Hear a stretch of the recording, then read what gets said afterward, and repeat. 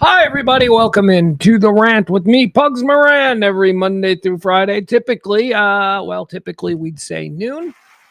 Today's a little bit later. Thank you all for joining. I appreciate you indulging me. My mismanagement of time, if we're going to be honest about it. I got a little bit behind. Things I didn't know that I was going to need to do, I had to do, and this show got pushed. I do apologize. We don't even have a full show for you, but let me just have this be an example of how dedicated I am to doing this every day. We've been getting together for 5 years now, every day around about noon to talk about the world, a working class normal person's perspective. That's what we're doing here. I'm constantly tweaking it, constantly trying to figure out what the lane is. And, we have today's show. So let's see what today's lane is. Today's lane is goofy. Today is a goofy show. Plenty of bummer things that we can talk about in the world, but I don't feel like doing that today. I feel like just being kind of, fun, hanging out, talking. We'll watch some videos. We've got some things. Look, first of all, we are going to talk about some things, right? There are big news stories happening. My favorite news story that's happening is the Trump with the UFO stuff. I love that story. Trump's like, he's just trying everything. He's like, I'm going to tell you about the UFOs. So we'll get into that. That'll be fun. What else? Oh, yesterday, a story I wanted to do, but for some reason we got to a point in the show where I was out of gas and I couldn't give it my full. So we're going to do it today. And that is this story about Anthony Kiedis and his young girlfriend. And I started to think about people are freaking out. Like, here's a little tip. Here's how I decide whether or not something is, if it's interesting to me, fine. But if it's interesting to me and it has a comment section that is fucking nuts, then we're going to do that story. And for some reason, these Anthony Kiedis and his much younger girlfriend stories have, I don't know, they're starting to, anyway, it makes me want to talk about that subject, the celebrity younger, but also just, when you try to date younger or when you try to date older. So we're going to get into that whole conversation. We're also going to talk about a new study today that says that 1/3 of Americans are experiencing what they describe as an existential crisis. So 1/3 of Americans now, I don't mean to, bury the lead or anything but I should have said 1/3 of Americans, the Gen Z, like the entirety of Gen Z is essentially having an existential crisis, according to a new study that was released. We'll talk about that. We'll talk about what they say that means, and we'll talk about why I think that is. So we'll get into that story as well. What else here? Let me keep going. God, the UFO story is really the one I'm loving this. UFO. I'm a UFO guy, and it's just like, for a guy like me who has been we need to start taking this serious for like 35 years. I've been that guy longer. I mean, as long as I've been on the radio, I'm like, yeah, you roll your eyes, but we should talk about this seriously. This is the worst case scenario for people like me. The worst case scenario. We've been wanting some sort of government disclosure for decades upon decades. And then we get it from this administration, which even the disclosure advocates, such as myself, now we're like, oh, this guy's telling, oh God, I don't believe anything this guy says. See, this is a real test because I want to believe. I do. I want to believe, but so we'll talk about that. What else? Yeah, that's, we got some things. We'll watch some videos and we'll do some of your comments there in the chat room. Come join us in the chat room. We do like to award the first 3 people in the chat room in the style of Formula One auto racing. A first place, second place, and third place equals a podium. And that's what we're going for. Today's podium, Barney, Peter, followed by April. That's your podium today. That's pretty good. That's a good podium. It's a sneaky podium because, today is normal start time. People had to adjust schedules, and congratulations to Barney, Peter, and April. They're our podium today. We also have Taronda. Hi, Taronda. You were next. You just barely missed it, but that's okay because Taronda is queen of the podium. Byron is here. Adam is here. Al is here. Maddie is here. People are filing in. Here we go. I love it. All right. I know. It's weird. It's a weird time because I'm the only one that doesn't have a set schedule. And I swear to God, I am so thirsty for a set schedule. I would love to have a set schedule. I haven't done particularly well as a gentleman of leisure who is in charge of managing my own day. Not well at all, I tell you. Nobody should be watching random episodes of The Pit at noon on a Wednesday, but that's what I would be doing if I wasn't doing this with you guys. All right, a couple of things off the top here before we get into today's show. I wanted to talk about, first of all, one of the things about this show is that from the very beginning, 5 years ago, I sat here and I said, look,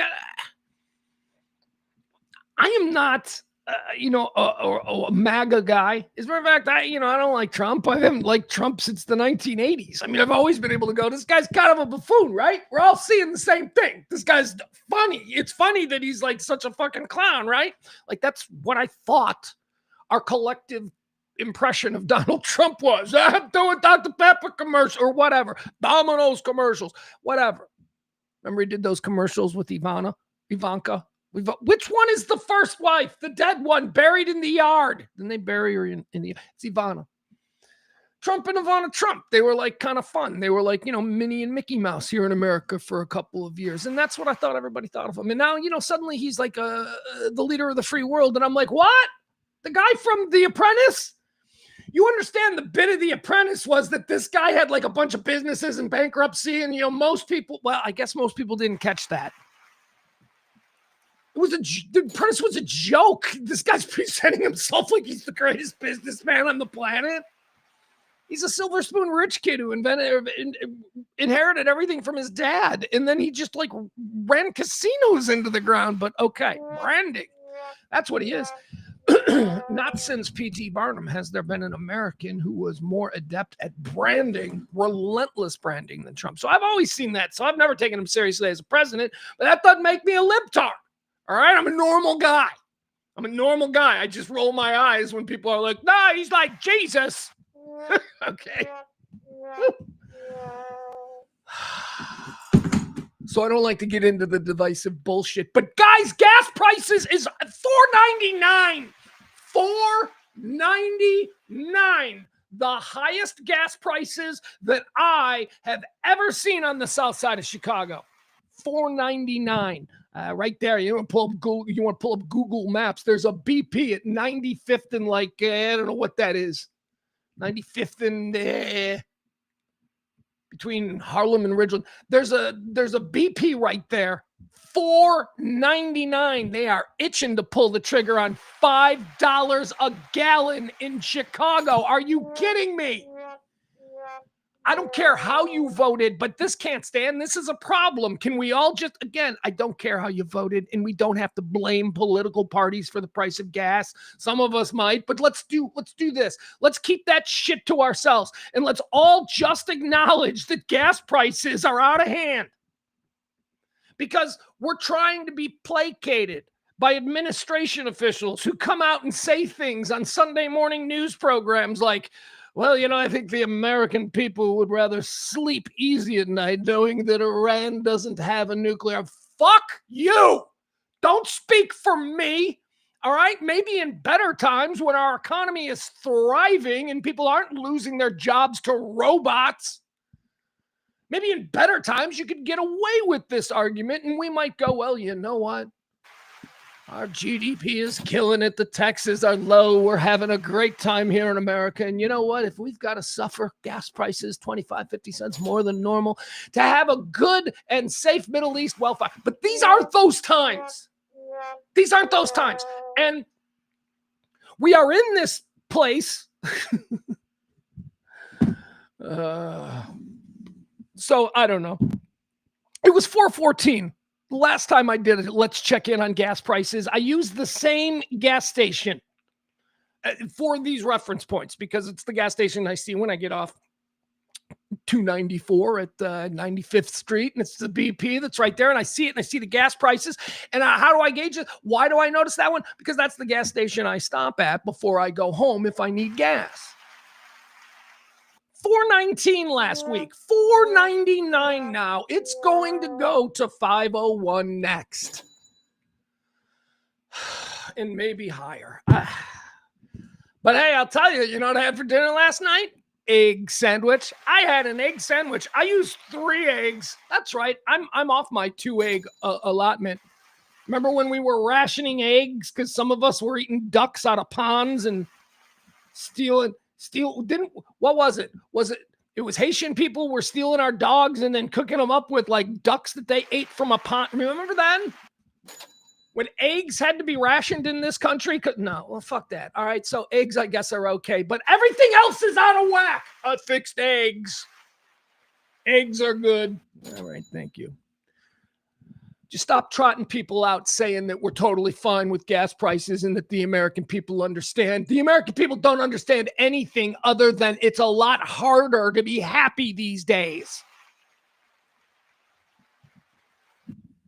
People getting 2-3 less ingredients on their Friday pizza around these parts, and that will not stand.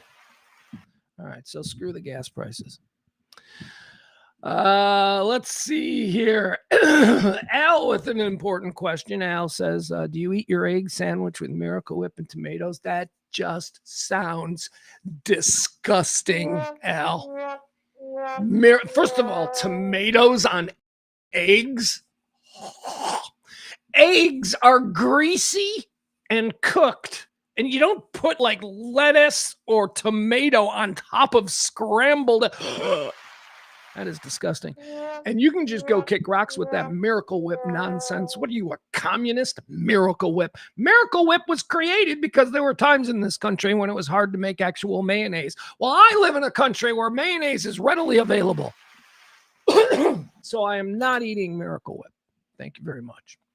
No, here's what my egg sandwich is. All right, you want to know? I make a killer egg sandwich. So it's 3 scrambled eggs, right? And then you got to use the secret ingredient, which is, of course, Worcestershire sauce and milk. Worcestershire sauce and milk, a little pinch of salt, a little pinch of pepper. Then what do we do next for the egg sandwich? Because that sounds pretty lame. Well, what we got going on over on the stove is that we are sauteing some onions and maybe some peppers, maybe some jalapenos. That'd be good. We're sauteing that in some butter and garlic, and now we're going to cook the eggs. How do we cook the eggs? Well, I do it in the microwave.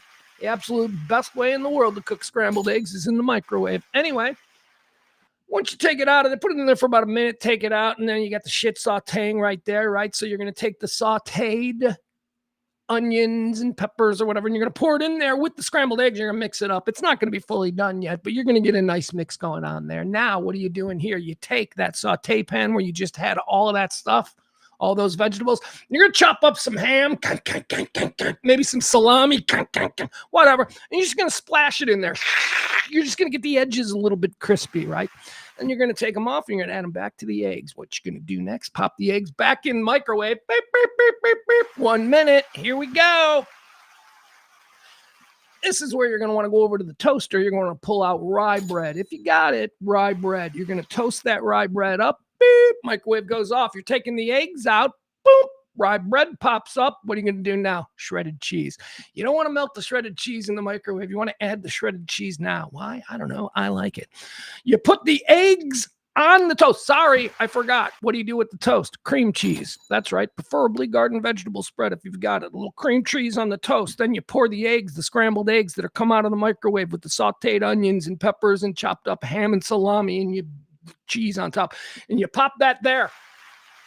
Are you done? No, we ain't done, because then we go to the fridge and we get the cold jardinera. And we take a big scoop of jardinera and we put that on top. Then we go to the fridge again and we grab the taco sauce. Taco sauce! And we pour taco sauce on it. We slap the top piece of bread and we eat the world's greatest egg sandwich. Thank you, folks. Thank you. Nobody needed my egg sandwich recipe, but I make a whale of an egg sandwich. All right. What's Barney talking shit, or does he agree? Barney says microwave is especially good for sandwich eggs. It truly is. Barney knows. Barney knows. Barney knows. Peter liked that sandwich. Sounds delicious. It is. It's a good sandwich. You guys have no idea of the wizardry that I can do with sandwiches. I'm not saying that I'm a good cook and other things, but in the sandwich innovation, I am great. My breakfast sandwich, that's just one version of an egg sandwich. I've got another one that's sunny side up that you do with bagels because you need a thicker bread because you're going to smash the yolk. Oh! That you use salami. That you use classic deli salami that's just fried for a quick second. Oh, but I make all kinds of other good sandwiches too, man. I'm a good. I should open like a sandwich. My meatball sandwiches, you people. Oh my God. Food truck. Honestly, I thought my meatballs are so good that I should do a meatball food truck.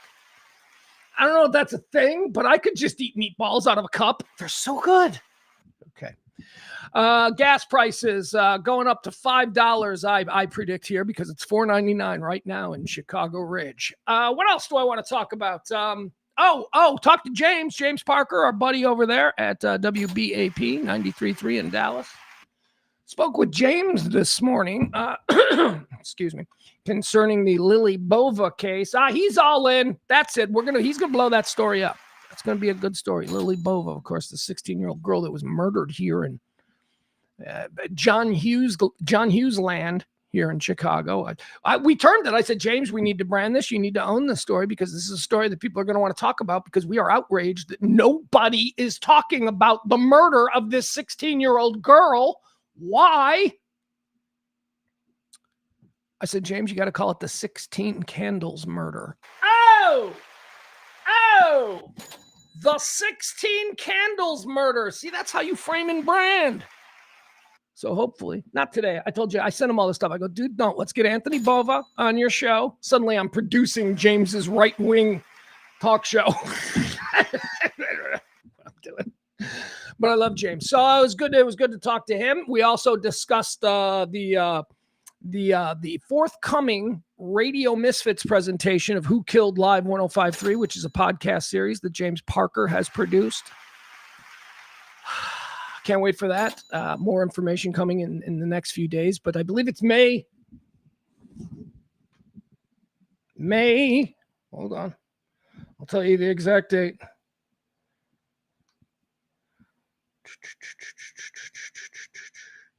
There you go. On May 7th. May 7th, the first episode will drop, and then another episode of Who Killed Live 105.3 will drop every subsequent week after that. So there you go. Let's see what else. Oh, wanted to mention this. So I've mentioned this before, and I don't know why this show gets lost, but HBO Max, the show The Comeback, starring Lisa Kudrow as this actress, Valerie Cherish. I jumped back into it last night because I like to allow episodes to build so that I can binge. I especially like to do this with, the 30-minute format. Because 30 minutes, I'm like, wait, I need another Curb Your Enthusiasm, right? So I'll rattle off 3. So that's what I kind of did with The Comeback, and I jumped back into it last night. And I am telling you, just give Lisa Kudrow every award under the sun. This is probably, I had to seriously think about this last night. I'm like, is this the funniest female characterization in television history? Lisa Kudrow as Valerie Cherish? It might be. Lisa Kudrow very well might be a genius. The way she plays this character, the little ticks and the little nuances. Lisa Kudrow in the show The Comeback plays an actress from the 1990s. She was on a stupid 1990s, maybe late 80s, early 90s situation comedy on NBC called I'm It. And for a very brief period of time, Valerie Cherish in the 80s and 90s was like the Hollywood it girl. Well, it's like 30 years later, and she's not the it girl anymore, and she's just somebody who used to be famous. And Lisa Kudrow portrays this desperate, has-been actress so beautifully. And if you're not checking out The Comeback, you need to start from season 1. Season 1 started 20 years ago. They're in season 3. They just like every 10 years, they do another check-in with Valerie Cherish in her attempted comeback. It's so good. Anyway, I can't recommend The Comeback on HBO more. James Burrows.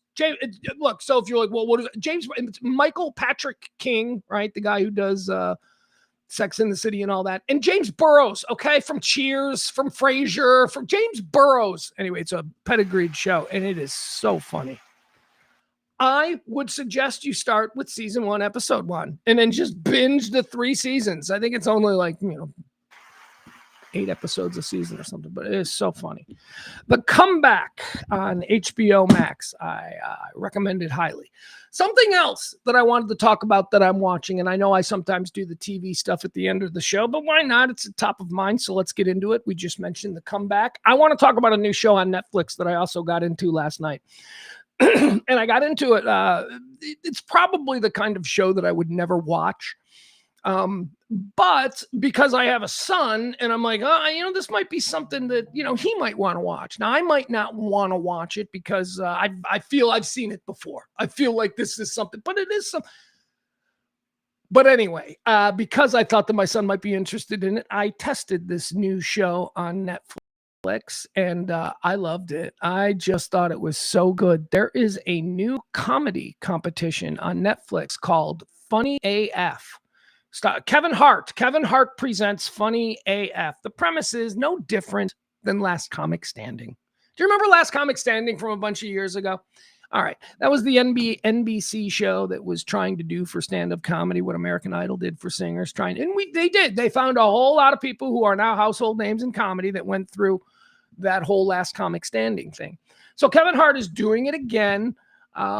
They held auditions. The first 3 episodes are the auditions, and they did it in 3 cities, the 3 comedy capitals, as they called it, New York, Los Angeles, and Chicago. And they would draw 6 people from each place, and then those 6 would become, and then you got like an American Idol or Last Comic Standing, if you will. But where this is different, and maybe this is because it's not on network TV and doesn't need to hold people every couple of seconds. Where this is different is that they break down the chemistry of the comedy. And this is where I thought, I was like, then my son might be interested in this, because this is not just a guy gets up and does jokes, but then there's Kevin Hart and a round table of other comedians like Kumail Nanjiani and Chelsea Handler and who else? Tom Segura. And Key and Peele guy, Keegan Michael Peele. I don't know, Keegan Michael People, the guy that's not the big director, the other guy, the tall guy. And they sit around and they talk about why jokes work and why that one didn't work and what they could change to make. And it's just fascinating. And I know that not a lot of people love how the sausage is made, but I'm thinking about it because my kid loves comedy. And I'm like, okay, they are literally teaching you joke structure right here. They are showing you how to do joke structure. It's called Funny AF. It is a competition show, but it's also very educational about comedy, about where comedy comes from and how you find it and how you write it and all that stuff. So I highly recommend that. I was really interested in it. But what I want to do is I want to show you somebody. Because this person, like I said, they held auditions in 3 different cities, New York, Los Angeles, and Chicago. New York was at the Comedy Cellar. I mean, I think the most important comedy club in America, the Cellar in New York City. So they did auditions there. They did auditions at the Improv in Los Angeles, which, come on, right? West Coast TV comedy, the Improv can't be beaten. And in Chicago, it was at the Second City, which, is not known for stand-up, which I was like, this is not a stand-up theater. It's not famous for that. But a guy from New York who...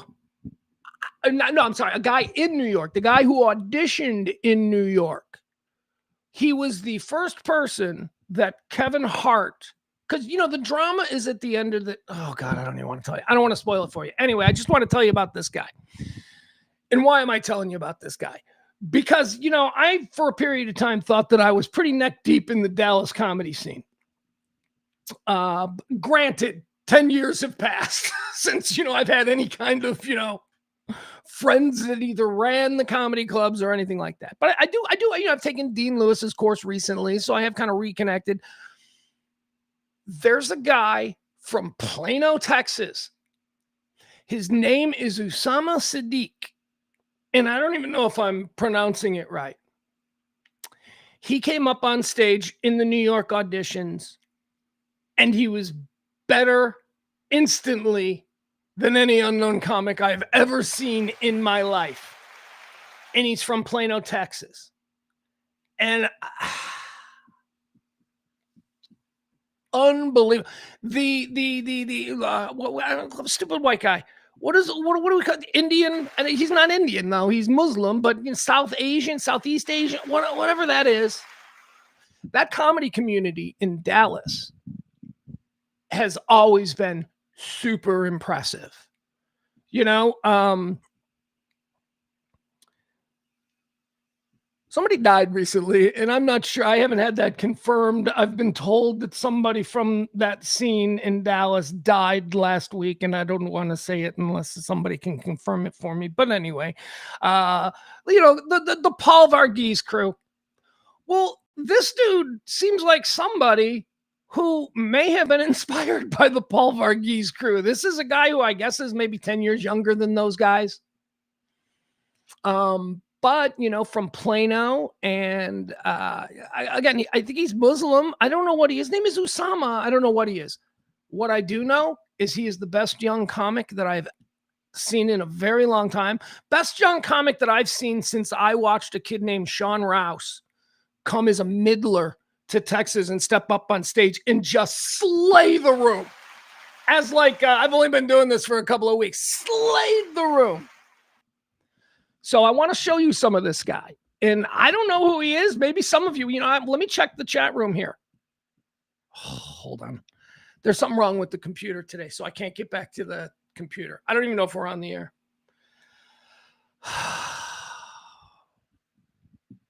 Hold on. There we go. It only took 15 seconds. And there seems to be a bit of a drag. Yeah, Peter, can you... is everybody confirming that? Okay, yeah. So we lost Raj. We lost Raj Sharma. I didn't want to say it because, terrible. Nice guy. One of the great cornerstones of what is truly an interesting comedy scene in Dallas. I mean, Aaron Armanpour, Raj Sharma, Paul Varghese. I mean, that's not normal that one city's comedy scene is dominated by so many talented non-whites in Dallas. So I don't know. Did this guy come out of that scene? Has this guy been mentored by any of these people? Why do you think that? Well, because he's from Plano and he's a comedian and he's absolutely crushing it. That's why. What, all brown people know each other? Well, maybe in a scene like Dallas, I would think, it would be advantageous to sort of, support one another. Yeah. So whatever. Pugs, why has he got to know Paul and those guys? I don't know if he does. All I know is that this guy is incredible. I want to share a little bit of him with you. I want to show you. I think this is actually from the show. He talks about growing up Muslim in Texas, which is a very funny kind of, idea from the start. And I grew up Muslim. Hold on. Here we go. So this is him again. And I don't even know that I'm saying his name correctly, but a couple of things that I want you to notice. This is an unknown comedian trying to get discovered. Now, granted, he's been up on stage now for a few years, and he was confident enough in what he could do to move from Plano, Texas to New York. So he's good. But check out the confidence of this comedian. Check out not only the confidence, but check out the slickness. This is like a guy who's been playing to 10,000 people for 20 years.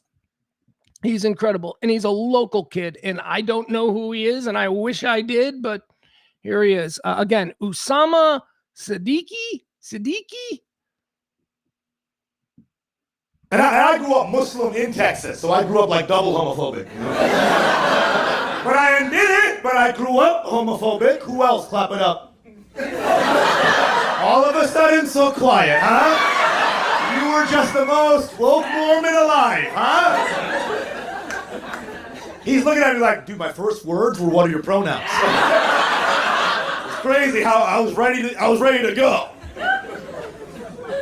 I get it. Listen, New York, San Diego, very gay friendly. It's the best. I'm from Texas, where they're like, if I see a rainbow in the sky, shoot it. And I keep shooting that thing till the only colors left are red, white, and fucking blue. And I keep shooting that till the only color left is white. Am I right? How much do I love America? Fucking this much, brother. Come on. Hey. Why is the more racist the guy, the less comfortable the bells? every right, I shit, maybe you loosen a buckle, you'll say the N-word less, huh? Perhaps. And I grew up Muslim All right. in Texas, Here I got one more I want to show from you. That I think is I don't know if that's new or if that's old. I'm having trouble with my pewter. I got one more for you. This one I thought was funny too. This is mimicking British people. Okay. This is again why is it when we meet a British person, why is it so hard for us? A kid from Dallas. I would think maybe the Dallas comedy scene. He had to have had a cup of coffee there, right? Or did he just get out of high school and move directly to New York and try it? I don't know. But I don't know this kid. Maybe some of you do, but I'm telling you, he's one of the most polished and ready to go comedic superstars I've seen in stand-up in quite some time. Here he is again. Plano's own Usama Siddiqui, one of the stars and one of the finalists on the new Kevin Hart series on Netflix.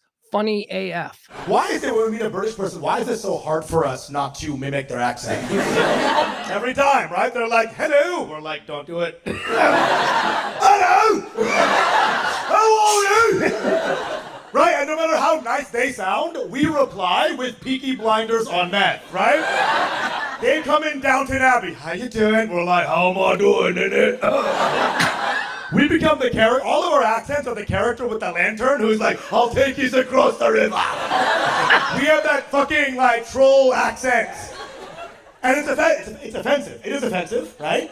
Because when he says hi to me and I go, hello, that's like if I said hi to him and he was like, ding, ding, ding, ding, ding. Why is it when we meet a All British? right. He's great, man. Support him. Just hope that he goes far. The finals on this new Kevin Hart series on Netflix, Funny AF, live. I think it's like Monday or Tuesday with live voting. So they're trying to do the whole, American Idol thing. So anyway, get out there, check him out. And if you find yourself near Netflix, vote for the kid from Plano who I don't know. I haven't gotten past the 3 audition shows. I watched all the auditions, and now the field is set. I haven't seen how the field competes against each other in the second round. But man, of all the people who auditioned, that kid from Plano, who I've never heard of, crushed.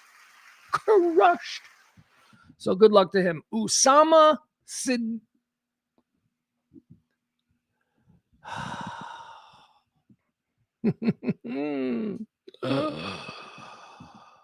Hold on, guys. I'm having real trouble with the computer.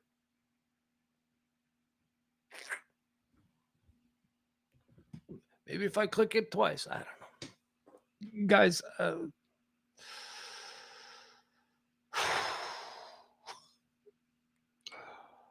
I'm stuck on a different page, and it won't. The computer isn't responding when I click back to the page. There it is. Now it is. See, it only took 20 seconds. Normally it's instantaneous, but now it's 20 seconds before I can move between pages, which is a problem. But let's try and keep it this way. And I'll use my notes in a different way. And we'll try and muscle through whatever time left we have in this show. Because this computer is killing me today. All right, we did that. I talked about that. Oh, here's a fun little story out of North Texas today. I don't know what this means, but did you see Prestonwood Baptist Church? The big giant Prestonwood. I'm always like, oh my God, rich people selling Jesus. Look at that. Prestonwood Baptist Church. Prestonwood Baptist. It's the big one. It's the big fancy, It's the big church that looks like a mid-Atlantic college basketball stadium where they do. Isn't that where the Louisville Cardinals play? No, that's where they do church for people in Frisco and Plano on Sunday. Cool. So apparently they were doing a big TP. What is this? Hold on, let me get this right. TP USA Faith Make Heaven Crowded Again event. And this is Erica Kirk's thing. Erica Kirk's going around and she's, selling tickets to this TP USA Make Heaven Great Again event. Anyway, it was scheduled for the Prestonwood Baptist Church. And guess what? She didn't show up. Show up because they didn't sell enough tickets. Don't show up anyway. I'll tell you, any rock star I admire would show up anyway. Shouldn't be about the amount of tickets. It should be about for the people that's there. But no, she blew off. It says here, breaking. Erica Kirk has skipped her Make Heaven Crowded event at the Prestonwood Baptist Church in Dallas. Sources say the event had crowded event, Make Heaven Crowded again event, low turnout this time. Anyway, she then released a pre-recorded statement about why she didn't show up. But apparently they're saying that it's because, well, nobody was showing up. I don't know. I just find it interesting that Prestonwood Baptist in Dallas would have difficulty selling tickets to an Erica Kirk event. That should be where they bank their ticket sales. That should be deep red. In Prestonwood, Bible can't sell enough tickets to fill up a Erica Kirk live in-person event? That's a little shocking to me. I don't know if it's shocking, but it's interesting. It certainly tells me that maybe her brand is not being embraced by supposedly good people at Preston Baptist, which is interesting. All right. Let's move on. Let's talk about the distraction that is being promised. So I don't know what we're being distracted for anymore. Do you guys know what we're being distracted from? The distraction game has been played at such an elite level by the current government that is managing us here in America. It's been so insane. Like, wasn't originally like the Epstein file released the files? That was a distraction from like what, rape charges or something? I don't know. That was a distraction, and then we all got what we wanted, and we got the people who were going to tell us the truth about the Epstein files, and then we didn't like what they gave us because it all seemed very, not above board. It seemed like, there were a bunch of retractions and all that stuff. So then we all got mad, and he was like, what are they mad about? And they're like, well, Dr. Frankenstein, your monster is pissed. And so we needed a distraction from that. And then that got us Iran, right? And that was supposed to be over in a couple of days. But then, they did the thing that every other administration, Republican or Democrat, has been saying since 1980. They will take the Strait. That's why we don't just go in there, because they will. The Strait is open and working, and yeah, they're a part of it, but at least it's open and working. And if we really screw with them the way, Israel wants us to, they'll close the Strait, and then we'll have $5 gas, and Pugs will be on his rant screaming. So that's why nobody else did it, but he did it because he needed a distraction. He needed people to stop talking about the Epstein shit. So he gave us this, and we're like, what? This is war? Okay. I don't know how well that worked, because we all still want to know about the Epstein shit, and we're all pretty much angry about how we've been played, because it certainly does look like we've been played by these people. There's only so many Pam Biondis you can fire. I mean, we saw you fire Pam Biondi. Okay, good on you. But we also saw you promote the guy who made the deal with Ghislaine Maxwell that sent her to a minimum security women's only Club Fed. So now Iran is out of control, and gas prices is crazy. And apparently we're not all excited about the price of eggs the way he'd hope we'd be placated. And now we need another distraction. So what's the president of the United States dangling? Disclosure of UFO files. Now, this has been percolating for a couple of months, and not just for a couple of months. It's not like this is coming out of nowhere. There has been legitimate work by legitimate people for 20 years now on this disclosure project that has been trying to get some serious attention from serious people in Washington and around the world. They've been incredibly successful in this endeavor over the past 5 years. They've had a number of hearings on the Hill. We are now seeing these people in power, these senators and Congress people, openly talking about weird things that they've seen, right and left. This is one of those stories where you've got people on the right saying, yeah, I've heard about some stuff. You've got people on the left saying the same thing. So for someone like me who has been invested in watching this disclosure project sort of make its way through, from something that originally you'd be like, oh, you're one of those weird UFO people, to 60 Minutes and Nora O'Donnell taking it very seriously when you're talking to some jet fighter pilots who are like, yeah, this is the video we recorded. We don't know what it is, right? It's come a long way. So now we got a president here who is willing to say anything and do anything. And I don't believe anything that he says. And we do know that he likes to play the distraction game. He likes the big splashy headline that's going to get us all chasing this and forgetting about what we were pissed previous week, right? We're pissed about this on Friday, but on Monday we've got this. So we're not thinking about what we were pissed about on Friday because now we're processing the new thing, the new distraction. So Trump's talking about UFO disclosure. Trump's talking about, well, we're gonna release some files. And I'm just telling you,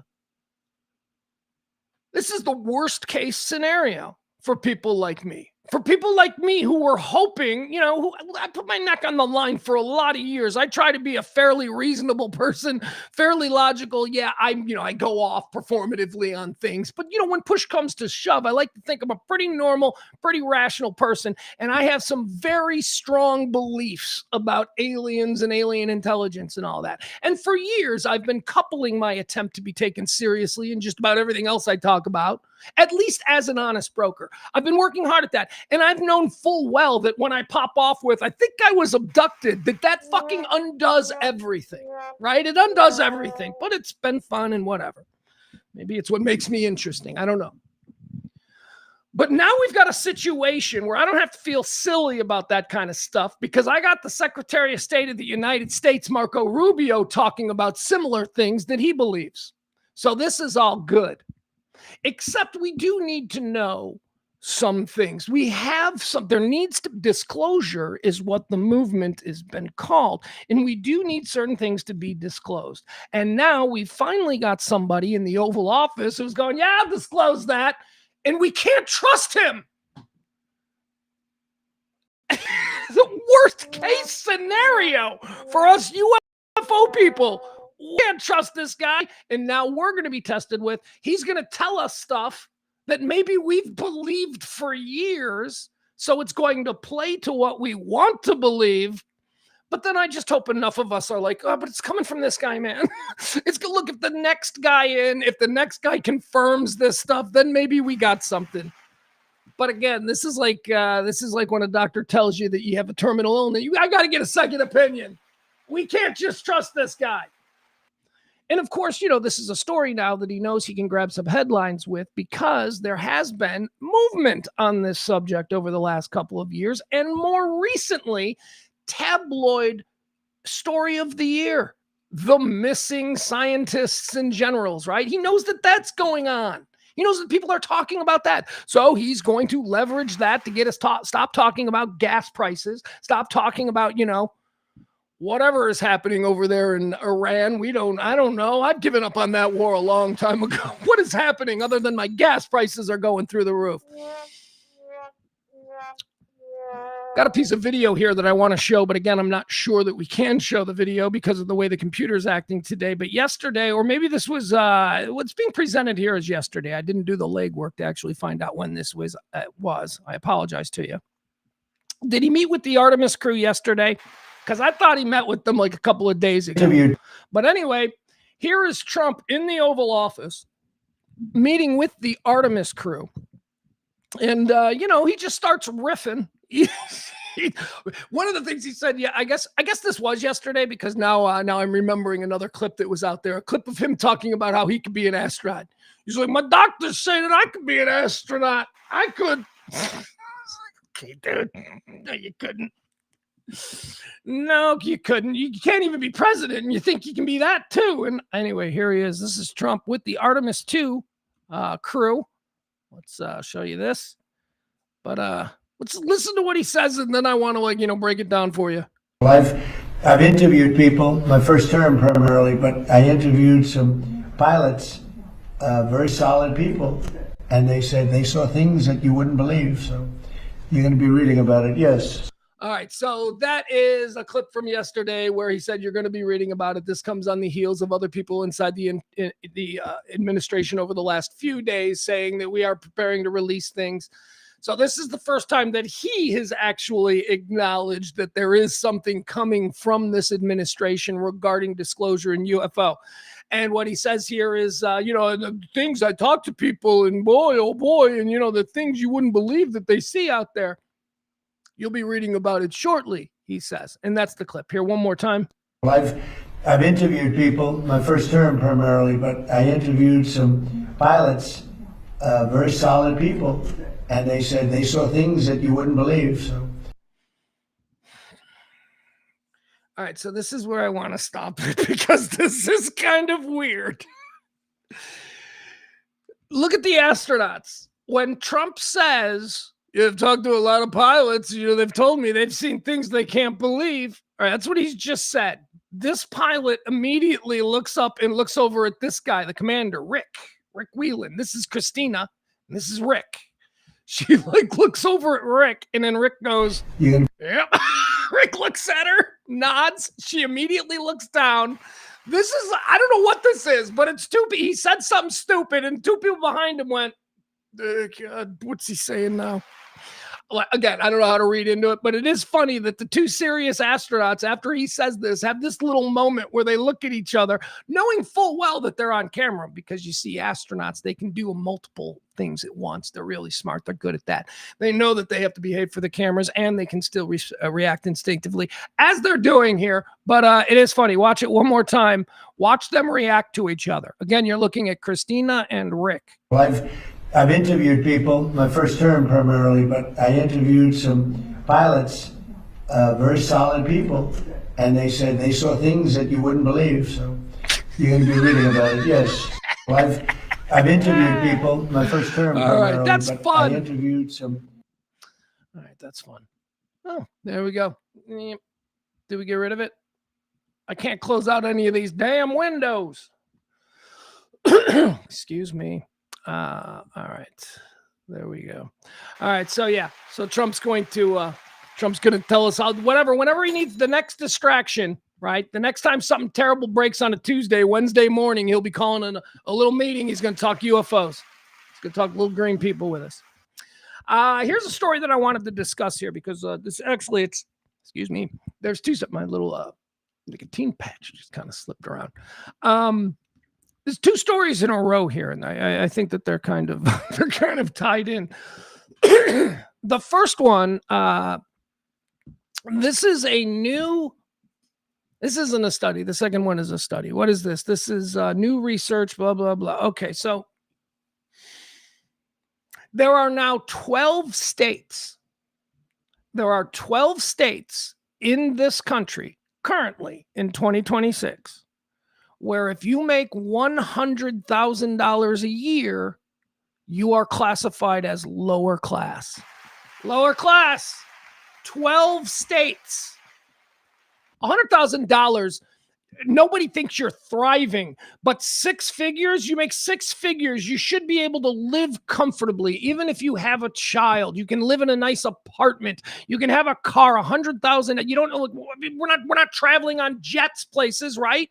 We're normal working class Americans. $100,000 should be enough for a normal working class American to not be in poverty. And in 12 states in America, due to the current state of things, 12 states in America, $100,000 in income translates to you are in poverty in America. You know, I don't know if I'm saying this to anybody who's struggling. I don't know if I'm the only one who's struggling, but my God. For me, I can tell you for me, the struggle has now been 6-7 years and it has been normalized. This is my life. Is that why more of us aren't angry? Are we just, or maybe we're all angry, but are we not looking to make a change? Can we not collectively come together regardless of the yard signs and just agree that, my God, the economy for the working man in this country is in the fucking shitter? Well, Pugs, you're just realizing this now. It's always been that case. And no, it wasn't always that case. It was not. In the 1950s and in the 1960s and in the 1970s and even into the 1980s, if you were middle class, you could put a kid through college and that kid could expect to graduate and get a decent job throughout the 90s and the early 2000s. That is not the case anymore. People, my son My son has no idea. And as his father, I have no idea what kind of jobs are going to, what are they going to need from a 16-year-old with a 3.85 grade point average who, what is he going to do? He doesn't know. He's like, well, I guess I could be a lawyer. I'm like, if you guess you could be a lawyer and then become a lawyer, you are going to fucking hate your life. Anyway, let's get back to this. A six-figure income used to be shorthand for rich, but now it's barely enough to get by in much of the country. It's not just California and New York where families are feeling the pinch. The rising cost of housing, childcare, groceries, and just about everything else has stretched household incomes further and further. Even big earners have found themselves living paycheck to paycheck. Everybody lives paycheck to paycheck. This idea that, we're putting money aside, that is something, once again, remember, the world is a fancy resort. And there are 500 guests enjoying this fancy resort. The rest of us all fucking work at the resort. That's what the world is. In a dozen states, a household income that tops $100,000 a year when compared to other earners is actually considered lower class. The financial site used the Pew Research Center's definition of the middle class to set its parameters. Someone in the middle class, if they can earn 2/3 or double the median income in a state. Someone in lower class is someone who finds themselves in the bottom third of earners. Okay, so that's how they came to it. All right, so if you are middle class, according to this study, you are middle class if you earn 2/3 to double the median income of a state. Okay, so you find the median income of your state, and if you make at least 2/3 of that or double that, that's the little window, then you are middle class. Nice. The analysis found households in 12 states earning $100,000 or $100,000 to $115,000 are still considered lower class or in the bottom of the middle class households. All right, here are the states. Here are the states where top income for lower middle class. Okay, so here's the number in these states that you need to make to not be lower class. Okay. Number one is Massachusetts. Massachusetts is an expensive state, but they do have a very large middle and blue collar working class kind of community there. Massachusetts, you have to make $116,000 a year to not be considered lower class. 116 in Massachusetts. New Jersey, it's 115. In Maryland, it's 114. In Hawaii, it's 111. In California, it's 111. In New Hampshire, it's 110. Washington, it's 110. That's the state of Washington. It's 110. Colorado, it's 107. Utah, it's 107. Connecticut, it's 106. Alaska, it's 106. I thought Alaska was cheap. If you make $100,000 and you live in Alaska, you are in poverty, according to that state's breakdown.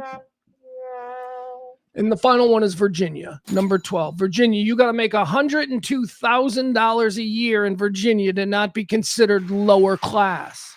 That's the America that we've built. All right, so the companion story there that I wanted to talk about, which I also thought was interesting. There we go. Sorry, my computer is taking forever. I wanted to talk about this study that came out. And it's probably tied to that, the economic, lack of opportunity that we're seeing. This study says that 1/3 of all Americans right now are having an existential crisis. All right, so what's an existential crisis? An existential crisis is something that will affect, it will affect everything about you. It is you and your world. It is existential. It is everything. Let me give you the exact definition because, simply being able to give a drunk history type definition of existential crisis.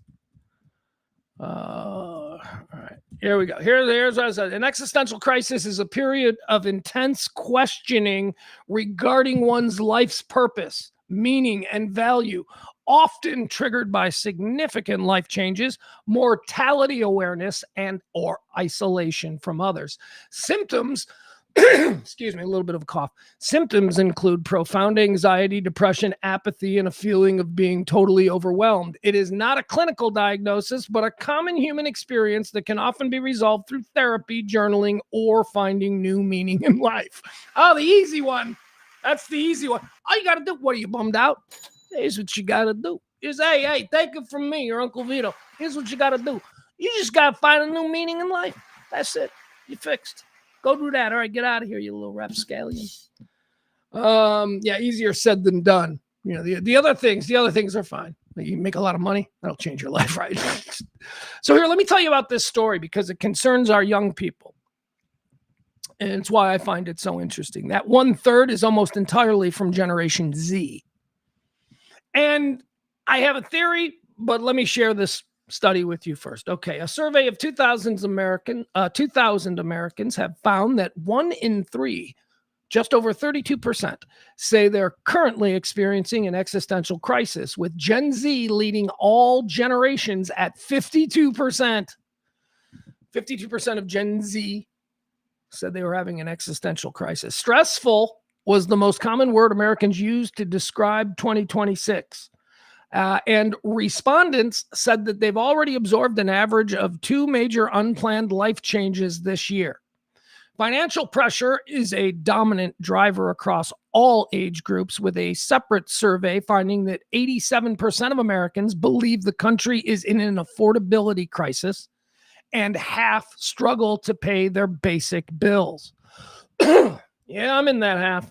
Despite widespread anxiety, 79% of Americans say they're planning some kind of mid-year reset, and nearly a third say that 2026 has gone slightly better than expected. Okay, I don't know if those were the few people who won the lottery or had hot streaks during March Madness and, the gambling paid off. Well, let's talk here a little bit about why it seems that so many in Gen Z are having an existential crisis. Now, the first thing I would say about this study is, before I have any kind of an opinion on Gen Z and this number, were there similar studies taken for Gen X? When Gen X was between the ages of 15 and 25 or 15 and 30, because I seem to remember us being the slackers who gave up. And then I remember millennials when they came, right? They were like, oh, millennials, they're all on pills and drugs and they don't know how to deal with the real world and they're all suicidal. I'd have to see a similar, a similar study on other generations, because what I'm thinking is, I think the ennui, if you will, to steal a stupid French word, I think the anxiety and the ennui and the existential crisis portion that the Gen Z demogrational cohort is experiencing, I think that's generation. I think that everybody in that age group at that time, like I think the boomers, when the boomer generation was between 15 or 10 and 25 or 15 and 30 or whatever, it's usually 15 years, but some do less. When that generation, when the boomers were like that, I mean, they were getting shipped off to Vietnam and they were in the streets. So I imagine any poll would have shown widespread disillusionment. So I'm not going to get that nuts. However, because we never let a good opportunity for me to rant about something I'm not even certain of go by. We're going to do it anyway. Here's what I think is wrong with Gen Z. All right. Are you ready? And here's why this number, maybe if you were to compare it to other generations, might seem a little bit higher here in 2026. Why is Gen Z experiencing these existential sort of, questions and problems at a clip that is, outshining other demographics? One, I think it's because, well, again, like I said, they're young. Like they're about to become adults. That's some scary shit. That is real intimidating. So you process it different. Now, what is specific to this generation? Because again, I've already established that anyone between the ages of 18 and 25 is probably going to have this existential sort of thing. But what is specific about Gen Z here? They're the first real generation that has been raised remotely. So maybe, and I don't know, but I'm just trying to think, once you turn into an adult, even though by past standards, it's, a lot less. But still, when you turn into an adult, you are forced through responsibilities that you take on to be more engaged with your real world, to be more engaged with your neighbor, with your mailman, with cops or whatever, bartenders, people. You're buying things more. You have buying power. You're interacting with people. This is the first generation that we've ever had that didn't have the kind of social integration that the rest of us had. My son's a popular kid. He's been to 2 dances. He's been to 2 high school dances. I'm like, do you guys not go to dances? He's like, well, they have prom and, I'll probably go to that. But I was talking to his mom the other night because, we talk a lot about him. We don't have, trust me, we have concerns, as all parents do, but, nothing like, he's addicted to opioids or, nothing like that. But she said to me, she goes, never mind. I'm not going to say it because if my son is listening, let's just put it this way. We both agreed that it was weird, although we're happy. We both agreed that it was weird that he isn't like us and his friends aren't like us. Friday, Saturday night, junior, senior year in high school, I was out the door by 7. I was out the door and I was home. What time, Mom? 12? I got to be home by 12, right? But I was out the door. This generation doesn't do that. They don't have these kinds of social interactions. And I don't know. My son was trying to come up with, my son likes TikTok and all that kind of stuff. So I was brainstorming like gimmicks for him, like shit that, he can do on TikTok that I can't because, I'm a grown man, but he's a kid. And TikTok is, and I said, here's something fun you should try. I go, compile a list of really bad 1970s single bars pickup lines. Okay. And then I want you to make TikTok videos where you just lay those lines on your teachers. Just let's see how let's see how a teacher reacts to you, or whatever. We're just brainstorming. And he's like, I couldn't do that. I go, why couldn't you do that? You're super, you're not afraid, why couldn't you do that? That's a performance thing. He's like, I couldn't do that. Probably get in trouble. Anyway, the idea. I don't know. I don't know what I'm thinking here. I just think that this is a specific generation that, although every generation when they reach a certain age is forced to deal with big, giant existential questions, this particular generation, I just don't think we're primed well enough for what the real world is going to be. Working in an office with people, hearing shit you don't want to hear, and really not being able to complain about it. I mean, you can complain about it, but fuck you if you do. Really? Yeah, you got a problem because you heard the 48-year-old divorced guy that works in the office with you say, "God damn!" Right now, you're going to human reasons. Come on. So I think there's a big difference between the way that these people were raised as almost exclusively an online generation, now having to sort of assimilate into a more face-to-face in real life kind of existence. So maybe that's causing a lot of the existential ennui. Here's one thing that I do know for sure, though. There are 12 states where they better make more than $100,000 a year or else they will be considered lower income. My son, seriously, my son is coming here this summer. We've told you about how he's decided that for his senior year that he will not be playing football anymore. He has made a decision and we respect it. If it's upset, change, a life change for us. We're like, really? So you're not our little football guy anymore. But he's making decisions. He's the one that has to wear it. So, he's kind of had a bit of an existential crisis to what am I? If when every single one of my parents' friends, when they see me, the first thing that they say and have said for 10 years is, how's the season? How's it coming? Blah, blah, blah. What am I supposed to say? Right. So he's kind of going through that. And then I'm like, well, look, man, I go, the dream of a child is that you're going to play in the NFL and have all kinds of glory. But, real life kind of rises up and it sort of makes one path more clear than the other. And he understood that. But he also understands that now he's got to start thinking like, I am not going to play major college football. I am not going to have a dream of being drafted, right? So he's processing all of that, and he doesn't know what the fuck to do. He's like, I don't know what else I like. I go, I mean, he loves comedy and all that, but he's a realistic kid. And he's like, well, that's as much of a long shot as getting into the NFL, So he's smart. Keeps talking about law. He's like, I guess I'll be a lawyer. And I'm like, oh, God. All right, God, you're going to be miserable as a lawyer. I just know you. You'll hate that. All right. So anyway, Gen Z, 1/3 of Gen Z. Or no, 52% of Gen Z is having an existential crisis. 1/3 of all Americans describe themselves as currently having an existential crisis.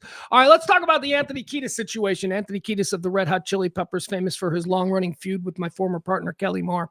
That's right, Kelly was working for Danny Bonaducci, and Danny Bonaducci and Anthony Kiedis were in the lobby for something. I don't know. In the lobby, some Las Vegas hotel. We were all in Las Vegas. The station was doing shows. And Anthony Kiedis, this was the magic of Danny Bonaducci, who many of you don't know, but he was from the Partridge Family. And he was famous when he was like 10, 11, 12, 13 years old. But when I say famous when he was 10, 11, 12, 13, I mean super famous.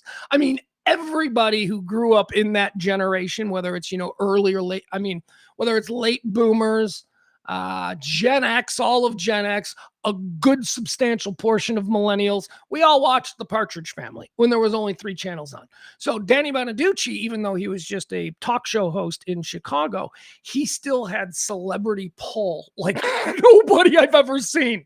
The most famous people who would never in a million years talk to a DJ, Tom Hanks will stop and sit down and talk to Danny Bonaducci because Tom Hanks was a kid who used to watch the Partridge Family. It's a weird thing. So that's the setup for this. So Kelly used to be Danny's handler. Danny Bonaducci had a problem. He enjoyed good times a little too much. And when he signed a big contract in Chicago to be a very popular talk show host, Kelly was his executive producer. And one of the tasks that she was given was to make sure that Danny doesn't ever just disappear for a weekend with a bunch of transvestites or whatever. It was Kelly's job to maintain Danny. So we were all in Las Vegas for this big, I think it was a fight. Yes, it was. It was a big fight. It was a heavyweight fight. And on the undercard of the heavyweight fight, Danny Bonaducci was, I think, fighting like Donny Osmond or something. No, Rick Kirkland from Inside Edition. That's what the undercard bout was. This was like a Lennox Lewis fight or something. I don't know. Vander Holyfield, whatever. But we all went. The whole station went because Danny, our evening host, was fighting Rick Kirkland on the undercard. We turned into a big station promotion. Okay, so the fight's Saturday night. It's Friday night, and we're all enjoying Las Vegas, and we're running around. And I'm not with Kelly. I wasn't here. This is, Kelly was part of a different show, and basically she didn't get to do anything fun because she had to chase Danny everywhere. So Kelly's looking for Danny everywhere. And when you're looking for Danny everywhere, you're thinking that Danny's doing crack. Where is he? He's doing crack or cheating on his wife, right? It's one of those two things because he's a good time Charlie. Wonderful person, really fun. I didn't have to be married to him or work with him, but wonderful guy, really nice, like really fun, like a good guy. You going out, you have a good time. All right. So Kelly's looking for him everywhere, and apparently she finds Danny in the lobby of the MGM Grand or wherever the hell it was they were staying. She finds Danny in the lobby, and he's sitting there talking to Anthony Kiedis. Like Anthony Kiedis of the Red Hot Chili Peppers. They're just sitting in like a little booth in the lobby of this hotel, like where people wait to check in. And Kelly's like, Danny, where have you been? And she like runs up to him because she's rightfully angry because that's her job. And Danny knows full well that he has given Kelly the slip. So this is a little game between the two of them. Well, Anthony Kiedis of the Red Hot Chili Peppers didn't realize it was a game, thought Kelly was just some hysterical star, and they got into a fight. Before apparently Danny Bonaducci pointed out that nothing, Anthony, she's my assistant. She's actually doing her job. So that's where we kick off this story about Anthony Kiedis, lead singer of the Red Hot Chili Peppers. Apparently he's got a new girlfriend, right? Okay, so Anthony Kiedis has a new girlfriend, and she's much younger than he is, although she's not a child. She's 33 years old. Anthony Kiedis' girlfriend, Eileen Kelly, defends their 33-year age gap. Here, let me give you a picture of these two. Okay. Just so you can see. All right, there you go.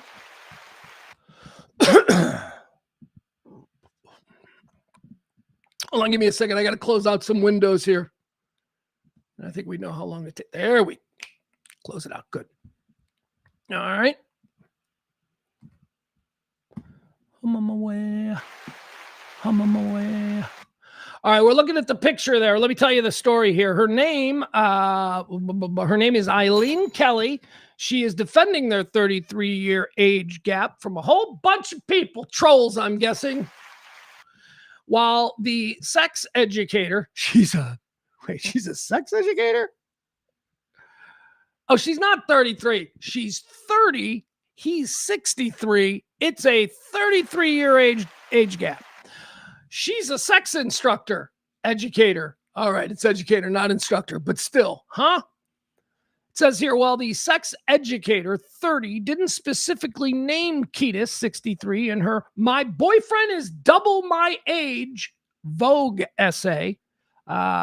She wrote about dating someone significantly older. Anyway, it says here, there is something to be said for a man who simply had more time to get his shit together, and my much older boyfriend seems genuinely excited to be with me, she wrote for the Vogue article. Okay, first of all, shut up. My much older, I date older men because they have their shit together. Bitch, you're dating a rock star. Whether or not he's got his shit together, we don't know. What we do know is that he's worth a couple $100 million.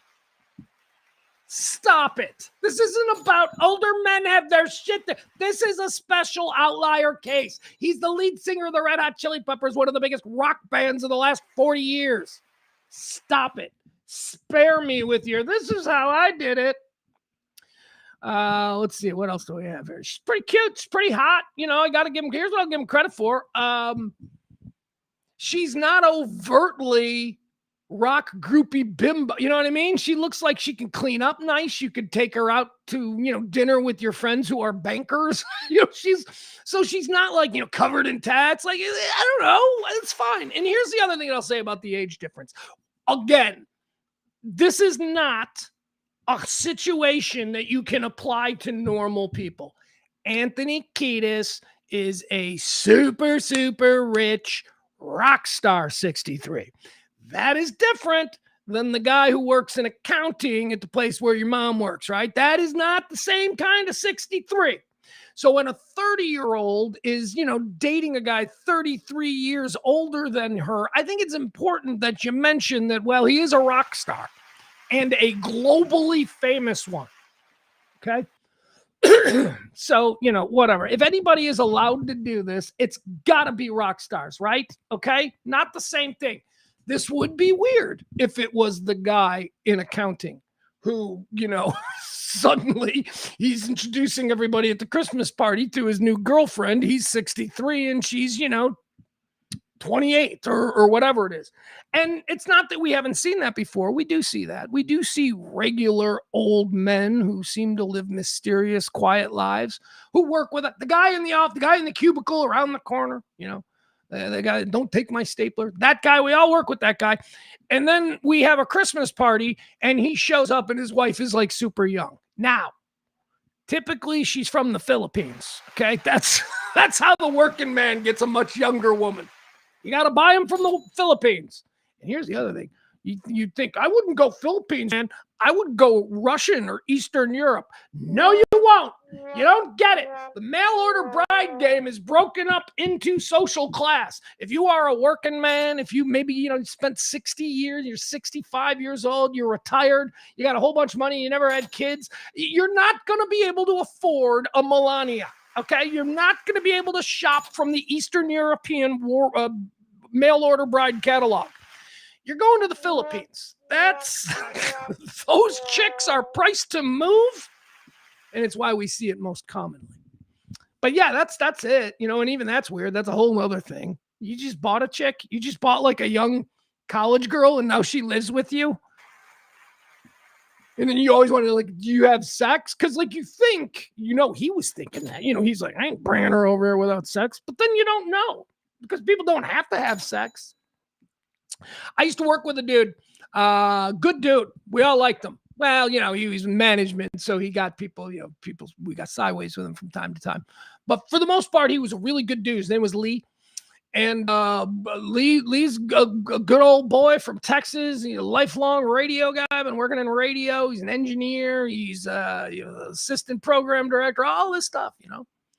And he apparently never had time for a wife or anything. So one day he just got a chick from the Philippines, and all of a sudden Lee's got a new wife. She's from the Philippines, and it's not that he ever explained to us that she was a mail order bride, but we kind of figured it out. But here's the interesting thing. This is the interesting thing.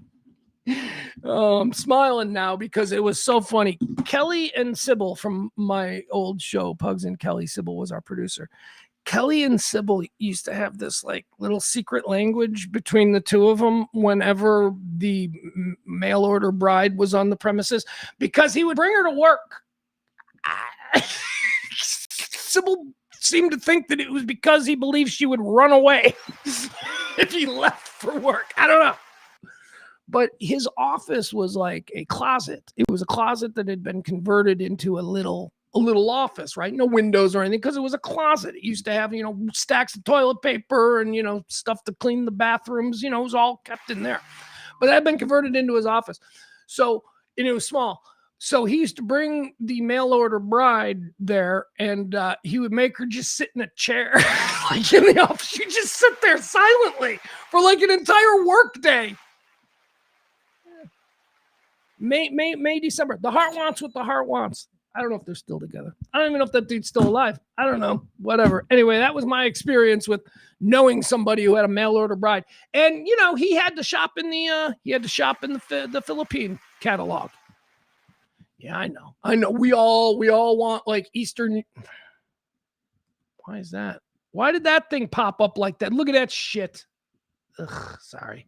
It's probably been like that for a month. I'm just over here prattling on. All right. Anthony Kiedis and his much younger girlfriend. So here, I wanted to talk about some other cases of celebrities and their much younger girlfriends. Now, when I think of celebrities and, you know, dating much younger, there are two that come to mind first. The two biggest ones, Bill Wyman of the Rolling Stones.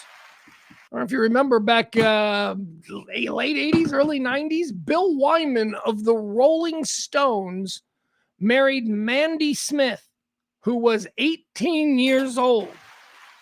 All right, so here's what we have, the context being everything, right? That sounds shocking. We're thinking about Bill Wyman. Well, Bill Wyman's like 90 now. This was back in 1989. Bill Wyman was only 52 years old. Jesus! Bill Wyman was only 52 when he married 18-year-old Mandy Smith. No idea if they're still together. Probably be easy to figure that out. He was only 52. I mean, look, 15. Well, time out. Let me reframe this. When I say he was only 52, I say that because when I think of the Rolling Stones, I don't think they were ever younger than I am, right? It's like they're always older. And now I remember this story when Bill Wyman married Mandy Smith. And, you know, the chatter was, he's an old man. And I'm like, holy shit, I am older now. Tell you what, I got the beard of a 30-year-old now. I wonder if they're still together. All right, so Bill Wyman of the Rolling Stones and Mandy Smith back in 1989. He was 52. She was 18. No idea if they stayed together. You guys could probably find that out. The other big one that is more troubling, far more troubling, because again, the first one, it concerned a rock star. It concerned, you expect this kind of behavior from a rock star. And if we're going to allow a Red Hot Chili Pepper, we certainly better allow a Rolling Stone, okay? It doesn't get much more rock star than a member of the Rolling Stone. So are we going to roll our eyes and be like, that's a little bit odd? Of course we are, but we're not going to say anything because it's a Rolling Stone. And if anybody's allowed to do it, it's a member of the Rolling Stones. Sorry, the world ain't fair. No, you can't. He can. He's Bill Wyman. This one was shocking.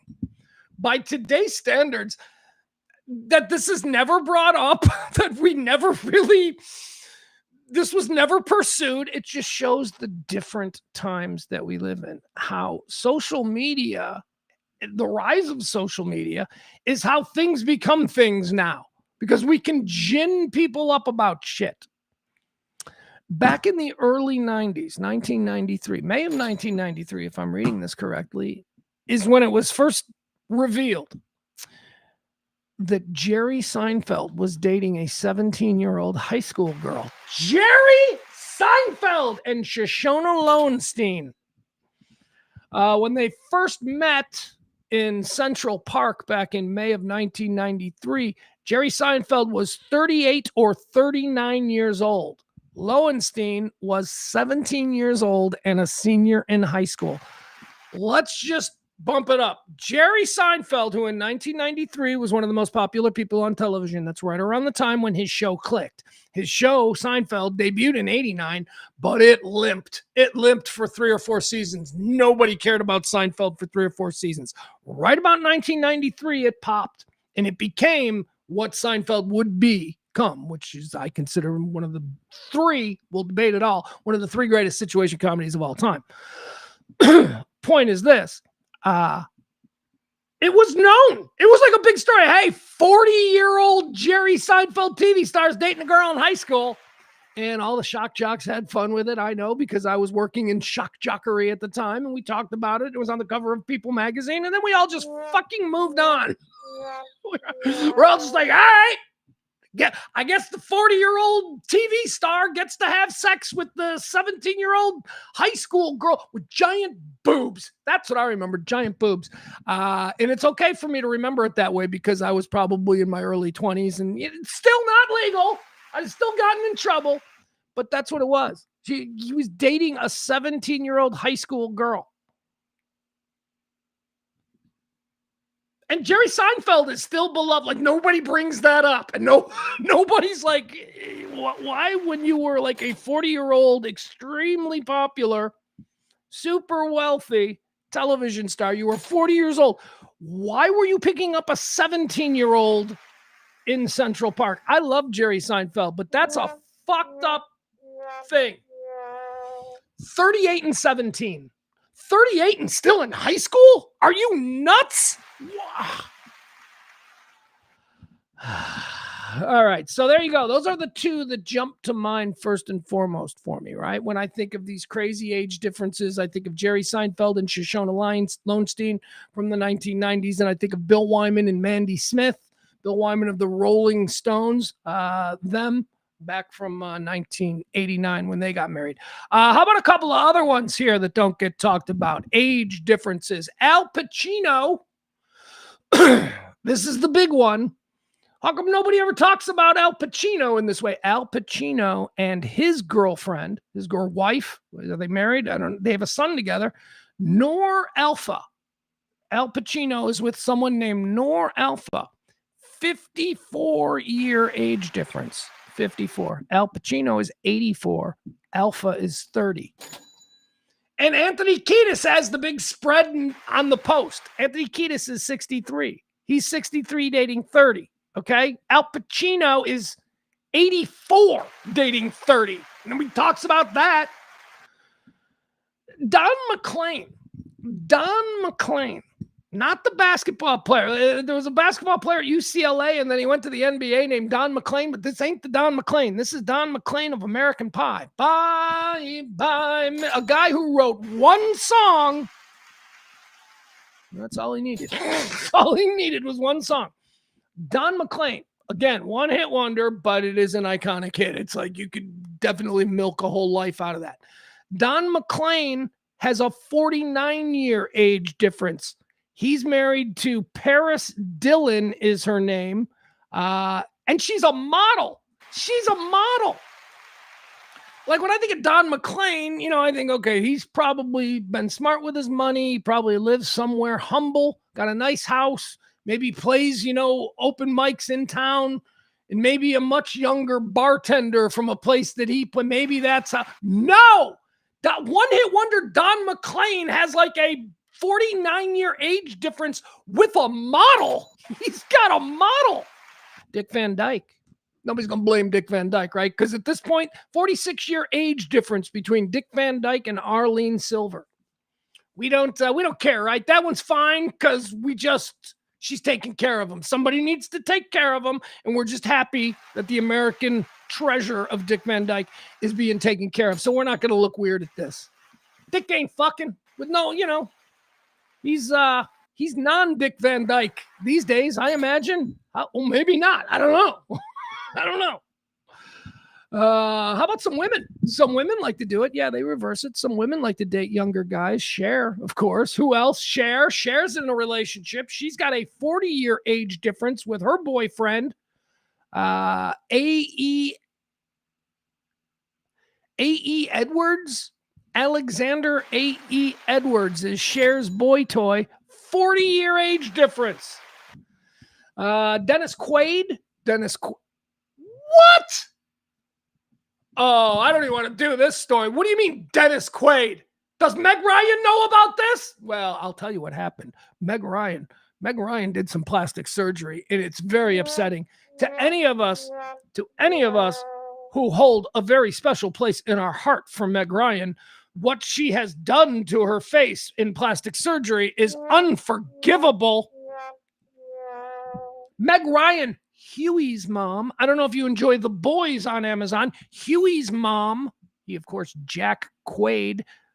Dennis Quaid, Huey's dad, he dumped the treasure that is Meg Ryan, apparently, and he's got a new 39 years younger girlfriend, Lori Savoy. I didn't know that Dennis Quaid and Meg Ryan were done. You know what's crazy? You know what? Years ago, I stopped doing it because I don't know, I didn't think it was fun anymore. But I used to talk about the Hollywood clone factory and how that everybody in Hollywood is either a replacement for or an improvement upon another kind of actor that has come before them. There are like these groups of people. A great example of the groups of people, right? Okay, so here's a grouping of clones that are essentially the same model. Dennis Quaid and Kurt Russell, and who's the other one? Patrick Swayze. Dennis Quaid, Kurt Russell, Patrick Swayze. You pick a movie in 1985, and if you can't get Kurt Russell, you'll take Dennis Quaid, and if you can't get Dennis Quaid, you'll take Patrick Swayze. They're the same damn thing. So isn't this weird? Because famously, Dennis Quaid was with who? Meg Ryan. Dennis Quaid was famously with Meg Ryan forever. Kurt Russell, who is a Dennis Quaid clone, was famously with who? Goldie Hawn. What is Goldie Hawn? A Meg Ryan clone. I'm not kidding you. Kurt Russell and Dennis Quaid come from the same Hollywood clone lineage. They're the same make and model, right? Just with a couple of different tweaks. Dennis Quaid, Kurt Russell. Goldie Hawn, when Goldie Hawn in the mid-'80s, when she started to get close to 40, Hollywood went, we need a younger Goldie Hawn. So they brought in Meg Ryan. Meg Ryan was the new clone of Goldie Hawn. It's just weird that they've all hooked up. They all hooked up. They're all clone is with a clone is with a clone is with a clone. Patrick Stewart, he's of course Jacques Picard from the Star Trek movies, TV show. Patrick Stewart, he's with someone named Sonny Azell. It's a 40 or 38 years age difference. They've been married since 2013. Wait, no, she's 38 and he's 40. Okay, so if you're over 35, I mean, at what point do you just get to be a woman who's allowed to fall in love with any man for any reason that she wants? It's weird when the dude is over 50 and the girl is under 20. That is weird. And I guess we could probably make it weird. We could say if the dude is over 40 or dude is over 50 and the girl is, over 30, whatever your weird barometer tells you. But I don't think it's necessarily weird when you're talking about somebody who's already 38, 40 years old. They can date and marry whoever they want. Sarah Paulson, the lesbians are getting into it. Sarah Paulson, she, of course, famous for all the Ryan Murphy movies. She's terrific. She's a lesbian, big old open lesbian. She's been with Holland Taylor for a long time. Holland Taylor was, I don't know, you look her up. You'd know Holland Taylor if you saw her. You'd be like, oh, I know that chick. She's that chick from that show. She's one of them. She's one of the net chick actors. Sarah Paulson has been with Holland Taylor now for a while. The actresses began dating in 2015 after Holland Taylor slid into her DMs on social media. 32-year age difference for Sarah Paulson and Holland Taylor. A couple old lesbians. Jeff Goldblum's in a relationship that's got a 31-year age difference. James Woods is in a relationship that's got a 42-year age difference. Michael Douglas and Catherine Zeta-Jones, they're in a relationship, 25 years. They're fine. They're fine. They've been together for so long. They're fine. Did we bat an eye? When Michael Douglas and Catherine Zeta-Jones finally, when they first got together, did we bat an eye? I don't know. Who else? That's it. We don't need any more. Anyway, age differences in relationships. I don't think they're necessarily bad, but I do think that there are problems that people will tell you about. If you are getting into a relationship with somebody who is significantly younger or older, whatever, maybe some, wise people in your life will try to explain how you need to be prepared for certain things. Listen to them, because coming from two completely different points in time in this world, it can be overcome. You can overcome that through other things, but it is difficult. I've found it to be difficult because, look, well, never mind. I don't need to go into that. Here, how about this? This is fun. This is a Josh Brolin. We know Josh Brolin. Josh Brolin's got a weird Trump story. And I want to play it for you. Apparently, Josh Brolin, he, of course, of the Marvel Universe. He's Thanos. He had a fun little story that went viral the other day that I wanted to share with you. It's about his former friendship with Donald Trump back before Trump was in politics. Josh Brolin, I guess, was a friendly with the Trumps. And so here is a story from Josh Brolin about a night that he went out to dinner with Donald Trump and Melania and how that night progressed. It's pretty funny. The 2010 dinner you had with Oliver Stone and Donald Trump. Yeah, at the 21 Club. That's where I met Donald Trump. That's where I became friends with Donald Trump. No longer, but yeah, it was me, Shia, Donald, Melania, and Oliver. Outside of him lending you $20, what stands out from the night?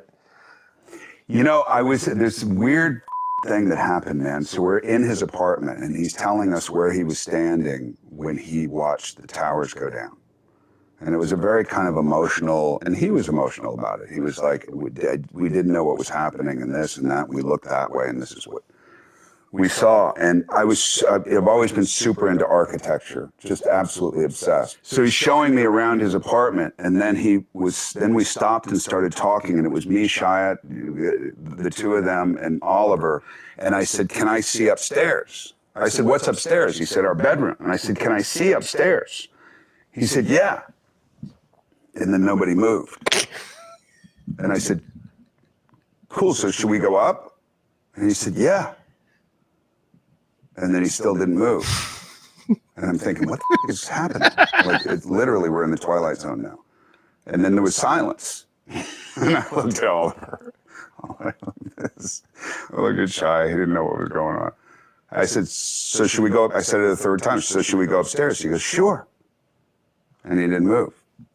And then there was silence. And I said, well, thanks for having us here. I really appreciate it. He goes, yeah, no problem. He shook his hand and all that. It was the weirdest moment. I'm still getting wigged out Again, by it. that's not a hateful Trump story. It's just a weird little, okay. We go, no, we're not going upstairs. We should go upstairs. Okay. You want to lead the way? Funny story. I like Josh Brolin. He seems like a cool guy. Here's something else that I wanted to show you. This is brilliant. This takes us back. And I was trying to think, how far back does this go? This has got to go back 35 years. And maybe nobody here that joins this show will all understand this pop culture reference. We'll get the joke. But man, I wonder if my son, he's 16. Does he know what this is? What is it? What am I talking about? Do you remember the old Real Men of Genius commercials? Real Men of Genius. Bud Light or Miller Light or whatever. I don't know that I remember what it was. I think it goes back to the 90s, right? Wasn't that from the 90s? It's because it's before Bud, it's before the Frogs. It's before what's up? It was like Real Men. I think it's the 90s. And I think it's the 90s because I seem to remember the radio show that I was on in the 90s. We had the singer. We had the singer was apparently a local Chicago. You think it was a guy from Survivor. Like he was one of the guys from the band Survivor. And we had him come in the production studio and do parodies of these for our show. So I think that was the 90s. I'm pretty sure that was the 90s. And even by the 90s, by the mid 90s, I think it'd been around for a few years. I don't know. You guys could probably think of it better than me, but this came out. I thought this was so funny. This is a Real Men of Genius parody, which just in and of itself struck me as awesome because again, haven't seen this in forever, but it's a Real Men of Genius parody that centers on Mike Vrabel, the embattled head coach of the AFC champion New England Patriots, who has been revealed to be cheating on his wife with another high-profile NFL person for at least 6 years, possibly longer. We do not know.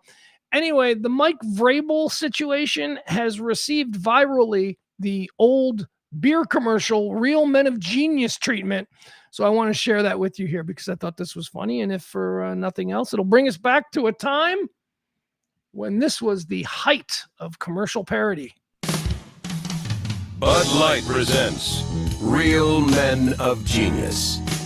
Real Men of Genius. This offseason, we salute you, Mr. Strictly Professional Hot Tub Guy. Mr. Strictly Professional Hot Tub Guy. While others use the spa to soothe their aching hamstrings, you use 104-degree water to go off the record until the entire news cycle explodes. Just 2 pounds relaxing. Ah, the beauty of Sedona. Red Rocks, the breeze, the sounds of Mr. Kraft firing DJs for talking about a scandal that supposedly never happened.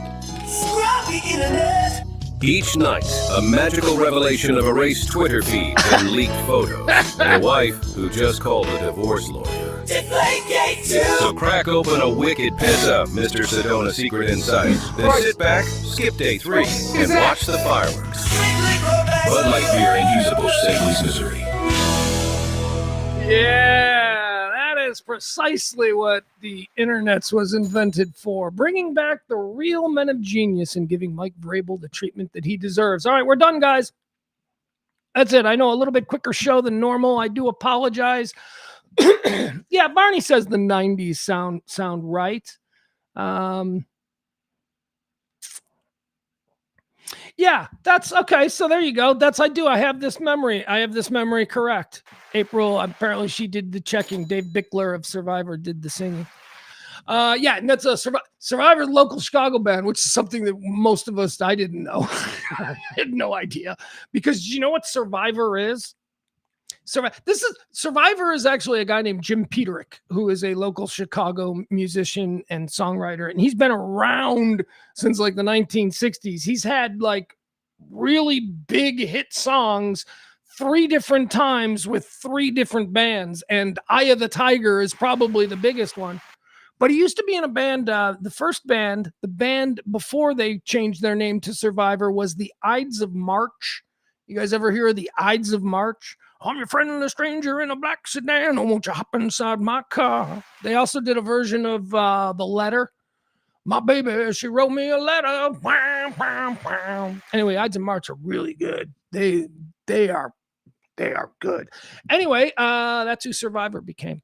So I have that memory of like it was, and I remember learning, it's a dude from Survivor. That's pretty cool. The Real Men of Genius. So thank you, April. I, sometimes get a little bit screwy with my memories. I sometimes conflate stories, whatever. Wop babaloo bop bop.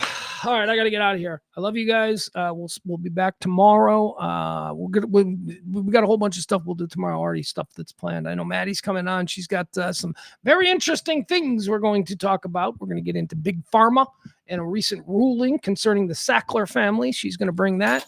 And Maddie's also bringing some Bigfoot talk. We're going to talk Bigfoot, plus a whole bunch of other things. So join us tomorrow. Like, follow, subscribe. Drop a little something in the tip jar if you can. Next week, it's going to start Pledge Week again already, because I'm not starting Pledge Week this month on the 15th. Okay, I got to back it off a few days.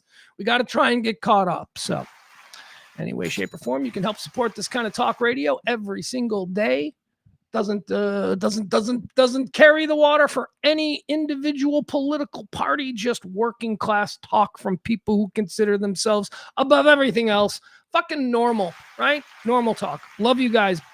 What's Barney saying? There used to be a website where you could get a customized ARM Real Men of Genius message, and they would call the person on their birthday. People making money. People making money. Real Men of Genius. That proceed. Oh, wow. That's fun. That'd be a fun podcast to do. I like the snake draft podcast, where a group of people get together and you have to snake draft some like from a category. Wouldn't that be a good one? Best beer commercials of the last 40 years, right? With the first pick, Real Men of Genius, Bud Light, 1990s. With the second pick, Corona Extra, World's Most Interesting Man. Third pick, the Budweiser Frogs. Fourth pick, what's the fourth pick? Voila! That was a beer commercial, right? Anyway. All right. That'll be a good snake draft. Even though I think gave you all the ones that are probably viable. I got nothing else. I love you guys. Have a great night. Okay. Bye. See you tomorrow.